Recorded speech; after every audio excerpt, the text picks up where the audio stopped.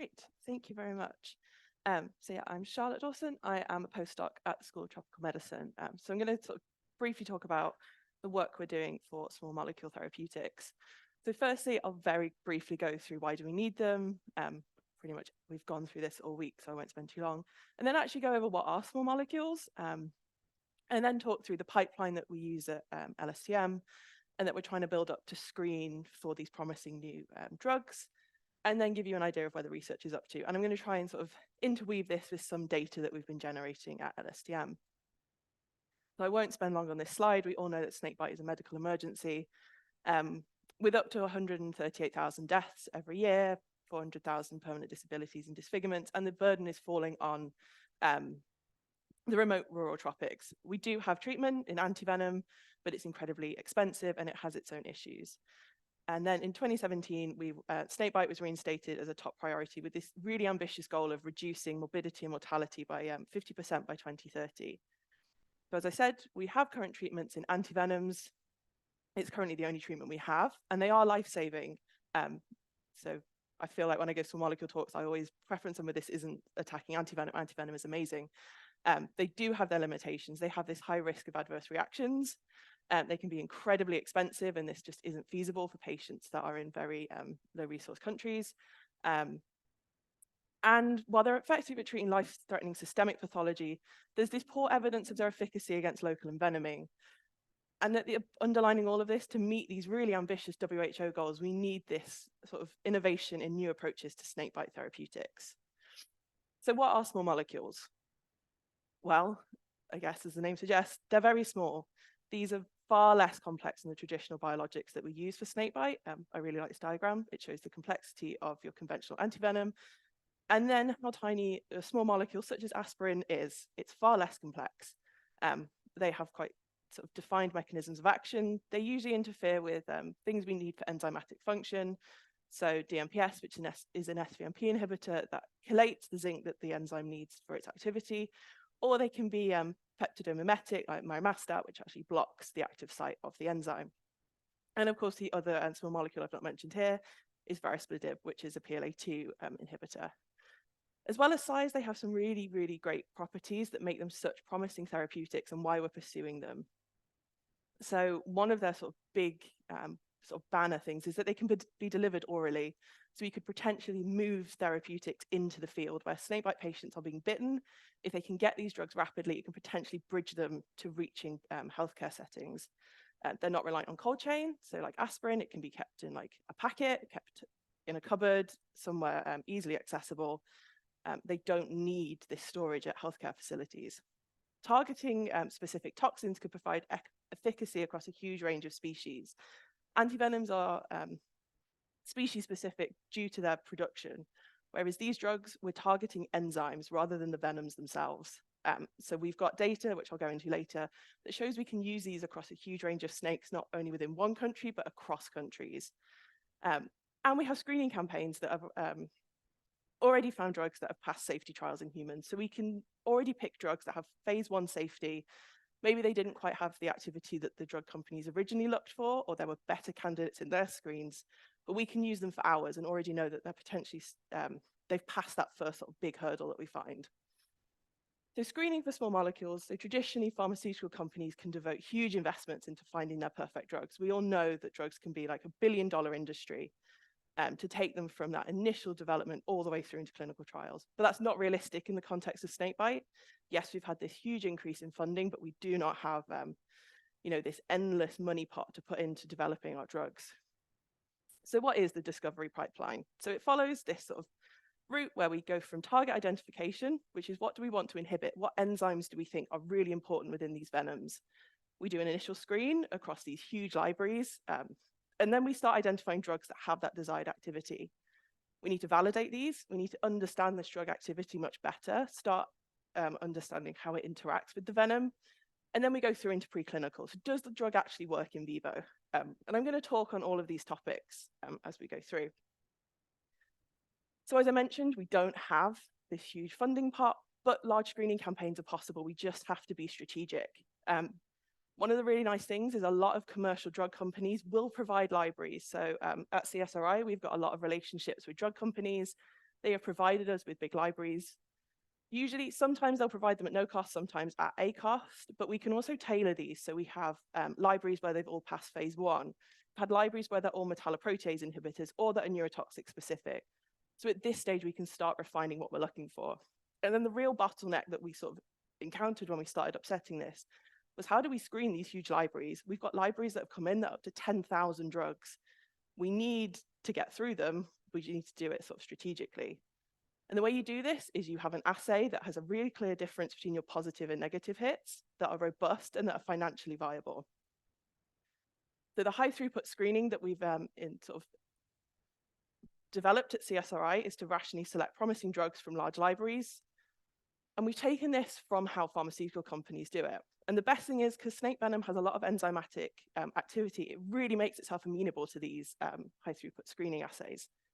So the example I've put in here is our SVMP screening pathway. We have a paper that we're putting together about how we've developed these, this high throughput drug delivery system. So we have a lot of liquid handling, so robots that can do the pipetting for us. We have drugs on 384-well plates.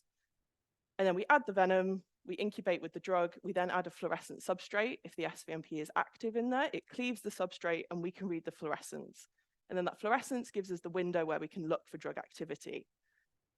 So through this and some of the work I was doing, we were screening 3,000 molecules a day for SVMP inhibition. And we were doing this across 5 venoms. So within a week, you've screened the library 5 times against 5 different venoms. And then you've got an idea of what what molecules within that library are active. But the next most important thing is you need to validate these hits. A primary screen is great for refining down that huge library into this sort of more manageable number of drugs that you think are promising. And a lot of the time, this is done at one concentration because this is quite a valuable resource. We don't often get a lot of drugs given to us in these libraries. So you have to sort of be really careful about how we do it. But then we need to do secondary screens to actually understand, are we getting what we call like a true hit or what's called a promiscuous hit? So we found in the library that I was screening, sometimes you get drugs that are just colored in their nature, which can interfere with the assay readout. Sometimes you get drugs that can just bind funny. So we need to get rid of these. There's several ways we do this. So we can do IC50 determination, which will actually show us if the drug is working at different concentrations. We move into coagulation assays, which are more complex. So we're looking at sort of a more sort of the overall activity of the venom, or we can use cell assays to understand how they're interacting in a slightly, again, more complex model. So on the screen is some data that we, from a screen I was doing against North American pit vipers. So this is with DMPS and mymastat, which are 2 SVMP inhibitors we already know. But at this point, we wanted to understand which of them was actually the better inhibitor. So as you can see, mymastat is actually a better inhibitor. It has a lower IC50 than DMPS. So at this point, we're actually starting to understand, you know, we've got all these hits, which one is better? And again, to talk through why hit validation is really important, venom is actually more complex when you're looking at the whole thing than just one toxin acting on its own. And then these secondary screens can also show us consequences of targeting individual toxins. So again, within that pit viper work I was doing, we started using a coagulation assay, which uses bovine plasma. And actually, we found something really interesting is when you knock an individual toxin out, it can reveal different pathologies. So this is using the pygmy rattlesnake Cystiorhis miliaris. So in the purple is venom on its own. It's got an anticoagulant effect. So the black is the normal clotting profile of bovine plasma. So you get this nice S-shaped curve. The venom reduces that. And then when we add an SVMP inhibitor, something really interesting happens. It doesn't restore clotting. It actually makes it worse. It makes it more anticoagulant, which indicates that if we just knocked the SVMP out, that could potentially have an effect that we don't want. So then we thought, well, let's have a look at inhibiting the PLA2s. So when we did that with varusplazib, instead of becoming more anticoagulant, it actually shifts to become slightly procoagulant. So then we're getting a really interesting result of like, these 2 toxins are doing something important together. So we inhibited them together. And it's in the purple line is actually sat pretty much bang on what normal clotting is. So this then also begins to tell us that we can't just inhibit one toxin, we need this combinational approach, which is something we're seeing further into our preclinical, which I'll go on to now. So it's great when you have all this in vitro data, you know, we can build it up to cellular models, but what we need to do, and what unfortunately we can't avoid at the moment, is preclinical validation. this is the biggest test of a drug of whether it is actually going to be protective. So we use an in vivo mouse model. And again, there's decisions at this point. You need to decide what you're looking at. It's not one size fits all when you're looking at preclinical. So are you interested in systemic lethality? Are you interested in local necrosis? And something that's becoming more and more important is PK/PD. So actually understanding the pharmacokinetics of these drugs. I'm going to go through lethality and necrosis, but I just wanted to mention that PK/PD is something really important as well. So the current WHO gold standard method is the preclinical pre-incubation model. So you incubate your venom and your drug, or your venom and your antivenom for 30 minutes, and then you inject it IV into a mouse. At CSRI, we monitor our animals for 6 hours, and then we record the lethality. And this is pretty much the model that's been used since the 1980s. There's a paper that outlines all this. This is it. You can take blood samples, so we can look at the coagulation profile. Something that's really interesting to look at is how long your drug is actually having an effect. You know, does it start to wear off? Do your animals start to display some pathology before the end of the experiment? And then again, I'll just briefly touch on some of the work we've done with the North American pit vipers. So we picked 4 diverse species for this to sort of look at how effective these drugs are across different species. We used varispidib, marimestat, DMPS, or a mixture of either varispidib and marimestat, or varispidib and DMPS. And the main aim of this was to look at whether this combinational approach is what we need for full protection against venom lethality. So we had 3 hemorrhagic venoms, so Contortrix, Crotalus atrox, Cystoris miliaris, and then actually neurotoxic venom was Scutulatus. The fun thing of having historic samples in a herpetarium is we didn't actually know where the venom was from. We got it into a mouse. It was very neurotoxic. And then you can see when we start using these inhibitors alone, they're not amazing against the hemorrhagic venoms. On the whole, marimestat was better than DMPS, but you can see the mice are not surviving very long at all in the Contortrix, atrox, or miliaris. Varispidib actually was really great against Crotalus scutulatus, which is, as would be expected, it's very PLA2 driven, the activity. So we had full protection within these groups. But the other 3, we really, even if the animals, in the case of miliaris, made it to the end of the experiment, they were very, very sick. So then we shifted, did the combinational approach, and you see that the animals start to survive. As we saw before, marimestat does slightly outperform DMPS. These drugs were all being used at the same concentration, so it could be due to the actual dosing of these drugs, which again, as I mentioned, why PK/PD is so important. Scutulatus, I think it's the varispidib doing the heavy lifting here. The SVMP inhibition isn't really adding much to this.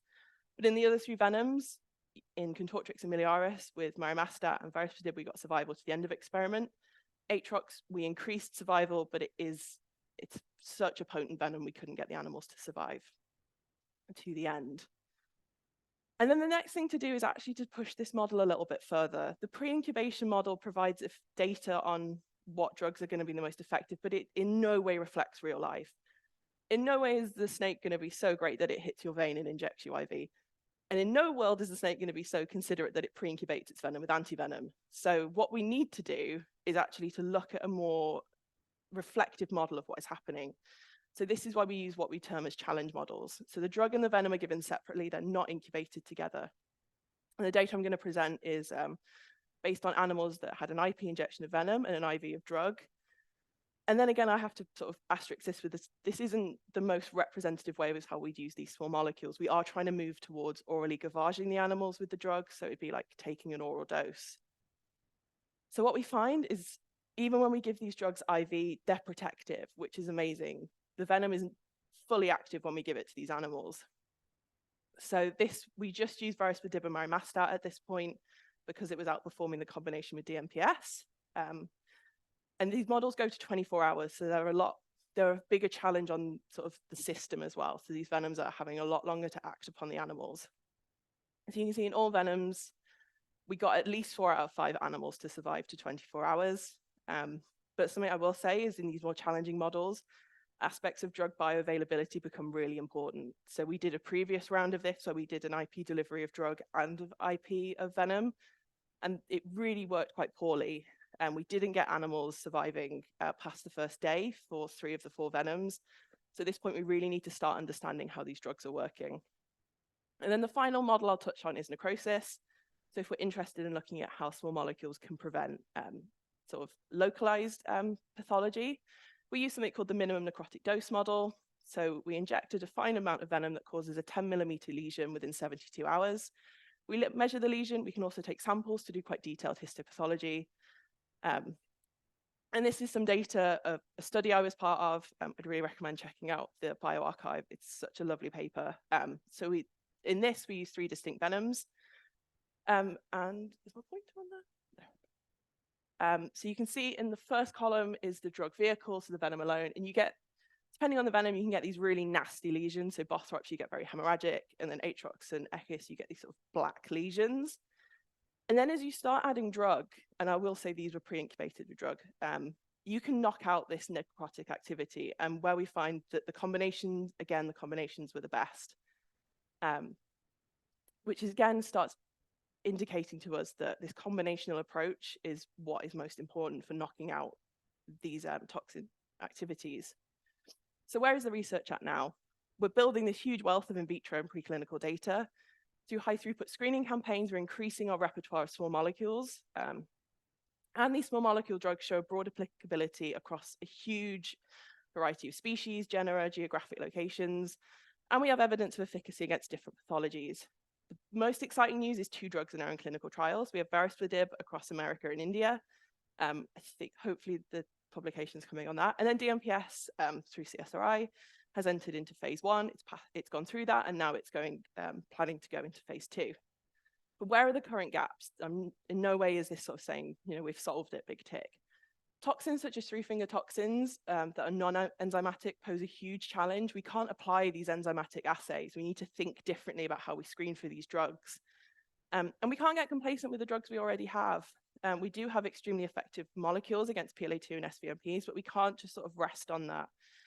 There's data beginning to show that actually different isoforms of toxins may have the effect on the efficacy of these drugs. And we need to sustain the screening campaigns to add to our repertoire to make sure that we have a good sort of arsenal of drugs that work.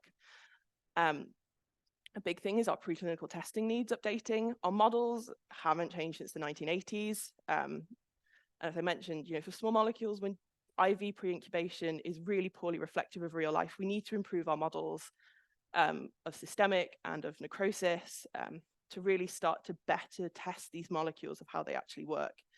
And we need to sort of continue to progress with looking at more studies that investigate a combinational approach, not only of the molecules, but also with antivenom, because this is kind of where we're looking at how these drugs could be delivered. They're a bridge to get a patient to hospital where they can access other treatments such as antivenom. So in conclusion, small molecules are emerging as this really highly promising avenue for snakebite treatment. And we've got this huge growing body of data showing their broad efficacy against diverse venoms. The nature of venom lends itself well to screening campaigns, and the downstream approaches exist to validate these campaigns.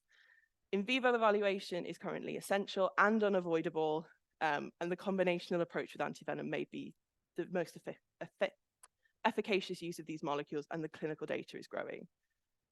So I just thank everyone for listening. There's a huge team of us at CSRI doing this screening work. I've named a few names, and that is a picture of most of the team. There's a few people missing, but thank you for listening.